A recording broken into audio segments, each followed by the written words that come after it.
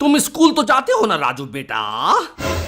हाँ अंकल, जाता तो हूँ, पर रोज धक्के मार कर निकाल दिया जाता हूँ। हाँ, कौन से स्कूल जाते हो तुम? कन्या हाई स्कूल। क्या? अब मेरा मतलब है कि मैंने स्कूल जाना छोड़ दिया है अंकल। क्यों? अरे अंकल क्या बताऊं, स्कूल में बायोलॉजी के टीचर कहते हैं कि सेल का मतलब शरीर की कोशिका होती है। फिजिक्स के टीचर कहते हैं कि सेल का मतलब बैटरी होता है। कॉमर्स के टीचर कहते हैं कि सेल का मतलब बिक्री होता है। हिस्ट्री के टीचर कहते हैं कि सेल का मतलब जेल होता है। तो वहीं अंग्रेजी के टीचर कहते हैं कि सेल का मतलब मोबाइल होता है। मैंने तो अंकल पढ़ाई ही छोड़ दी। बताइए, जिस स्कूल में 5-5 टीचर एक शब्द का मतलब अलग अलग बता रहे हैं, उस स्कूल में पढ़कर क्या मिलेगा? घंटा। शर्मा जी, ये राजू क्या कह रहा है? आप इसका दाखिला किसी अच्छे स्कूल में क्यों नहीं करा देते? अरे क्या करेगा ये पढ़ लिख कर, एक नंबर का चोट्टा लड़का है। सुना नहीं क्या क्या मंसूबे बांध कर रखा है ये। फिर भी शर्मा जी एक काम कीजिए, मेरे घर के पास ही एक बहुत बढ़िया स्कूल है, कल राजू को ले जाइए वहां एडमिशन के लिए। वहां की एडमिशन इंचार्ज है मिस लाली मिश्रा। उनसे मिल लीजिएगा।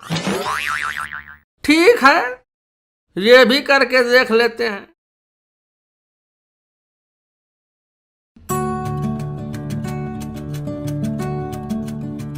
हाँ जी बताइए, किसका एडमिशन कराना है?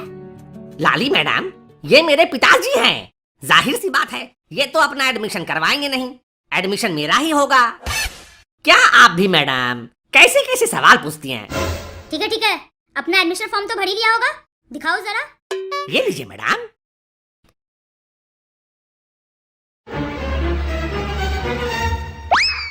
अपने बच्चे को जरा तमीज सिखाइए। अब क्या हुआ जी? ये क्या लिखा है इसने एडमिशन फॉर्म में? 6 वाले कॉलम में लिखा है, नहीं किया, पर कभी कभी हिला लेता हूँ। हमें तो बच्चों को देखकर ही पता चल जाता है कि उनके मन में क्या चल रहा है। अच्छा, आपको सब पता चल जाता है? और नहीं तो क्या। तब तो आपको अपना दुपट्टा पहन लेना चाहिए मैडम।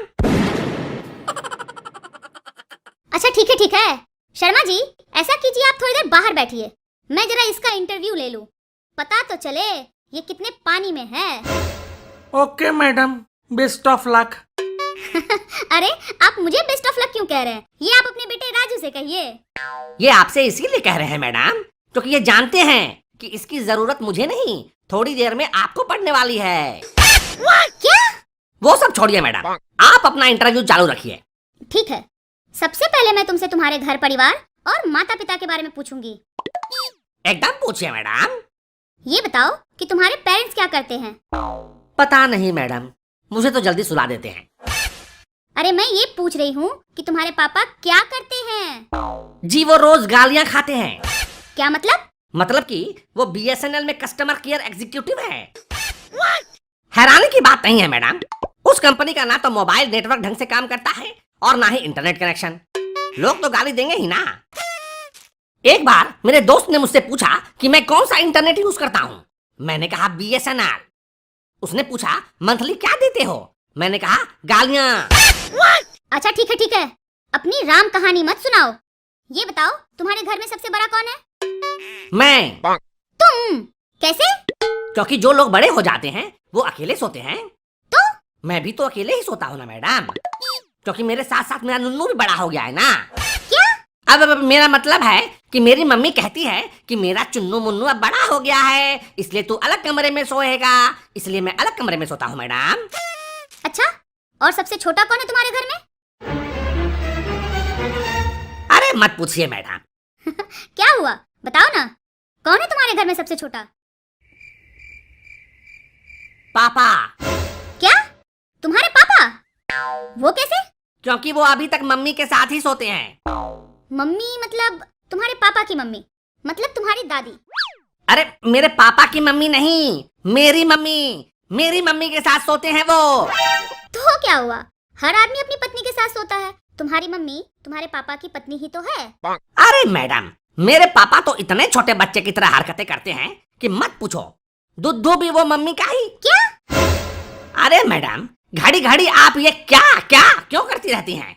पूरी बात तो सुन लिया कीजिए पहले। मैं कह रहा था कि पापा दूध भी मम्मी के हाथों ही पीते हैं।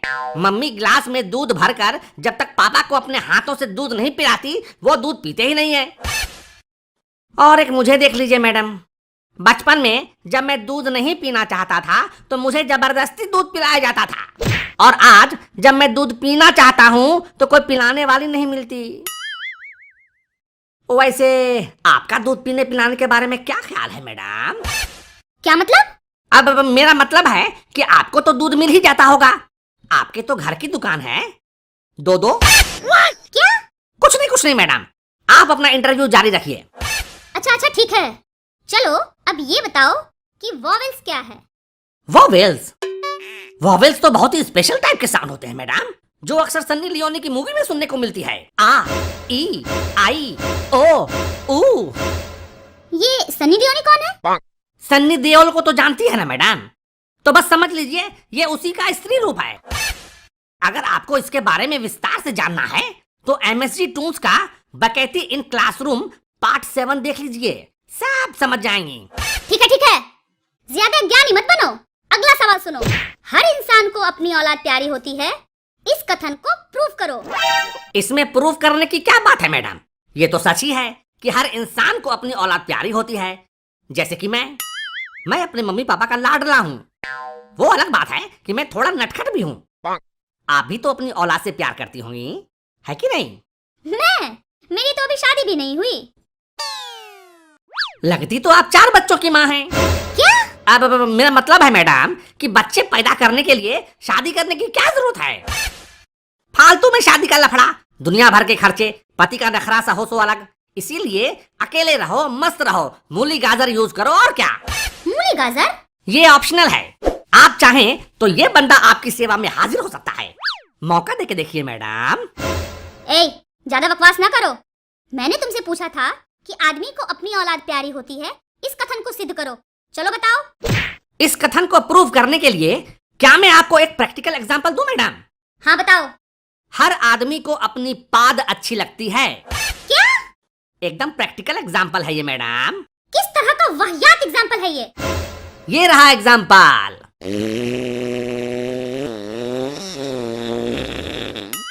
बाप रे बाप, कितनी बदबू फैला दी तुमने।